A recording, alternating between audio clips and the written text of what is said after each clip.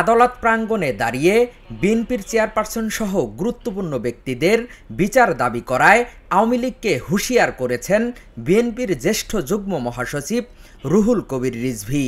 বৃহস্পতিবার দুপুরে দলটির কেন্দ্রীয় কার্যালয়ে জরুরি সংবাদ সম্মেলনে তিনি এই হুঁশিয়ারি দেন। সবকিছু করে দ্রুত নির্বাচনের পথে এগিয়ে যাওয়াটাই হচ্ছে মানুষের প্রত্যাশা এবং গণতান্ত্রিক শক্তির প্রত্যাশা। এ সময় রিজভী বলেন, খুনের দায়ে আওয়ামী লীগের দণ্ডিত ব্যক্তিরা যেভাবে বিএনপিকে হুমকি ধামকি দিচ্ছেন এটা উদ্বেগজনক।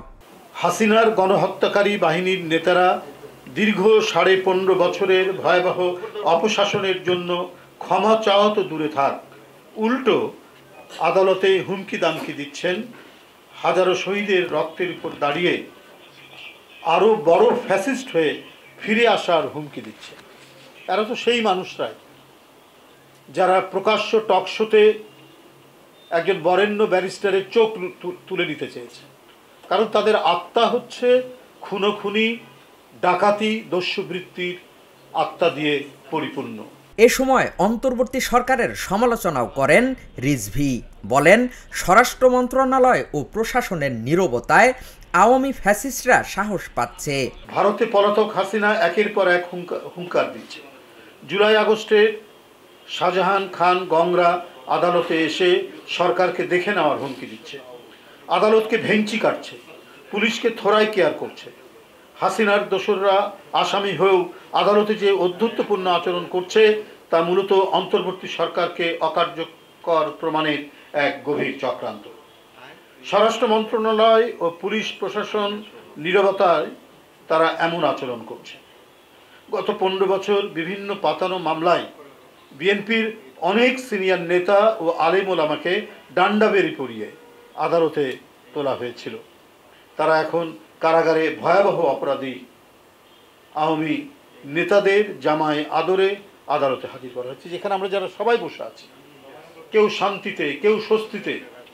আমাদের একটি রাজনৈতিক, আমি বলবো নিজে এটা একটু গর্ব করেই বলবো, উজ্জ্বল রাজনৈতিক অতীত থাকার পরেও একটা বিশ্ববিদ্যালয়ের ভিপি, একটা বৃহত্তম ছাত্র সংগঠনের প্রেসিডেন্ট এবং একটা সরকারি দায়িত্ব, একটি সরকারি ব্যাংকের চেয়ারম্যান থাকার পরেও আমাদেরকে ডিভিশন প্রথম শ্রেণীর যে বন্দী, সেই বন্দির মর্যাদা দেওয়া হতো না।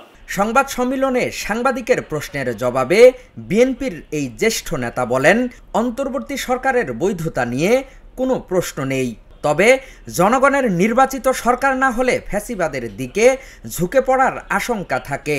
একটি সরকারের বৈধতার জন্য যে আইনগত যে ভিত্তিটা দরকার সেটা তো সরকার তো রয়েছেই, সুপ্রিম কোর্টের নির্দেশনা অনুযায়ী রাষ্ট্রপতি সুপ্রিম কোর্টের নির্দেশে নির্দেশিত রয়েছে। কিন্তু একটা তো আছে প্রধান বৈশিষ্ট্য এবং গৌণ বৈশিষ্ট্য। একটি সরকার যতক্ষণ পর্যন্ত না নির্বাচিত সরকার হচ্ছে ততক্ষণ পর্যন্ত তার তো সেভাবে জবাবদিহিতা থাকবে না। জবাবদিহিতা হয়তো অন্যান্য মাধ্যমে, যদি তার আন্তরিকতা থাকে, গণমাধ্যম আছে, গণমাধ্যম কাজ করছে, সেখানে হয়তো বলতে পারে। কিন্তু এটা কয়দিন নির্বাচিত না হলে পরে ফ্যাসিবাদের দিকে উত্তরণের সম্ভাবনা থাকে, একনায়কতন্ত্রের দিকে উত্তরণের সম্ভাবনা থাকে এবং মানে অত্যন্ত বড় পরিসরে জবাবদিহিতা থাকে না, কারণ নির্বাচিত পার্লামেন্ট নাই।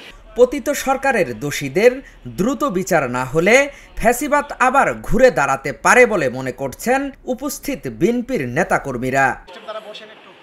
হাকিম মাহি, ঢাকা জার্নাল।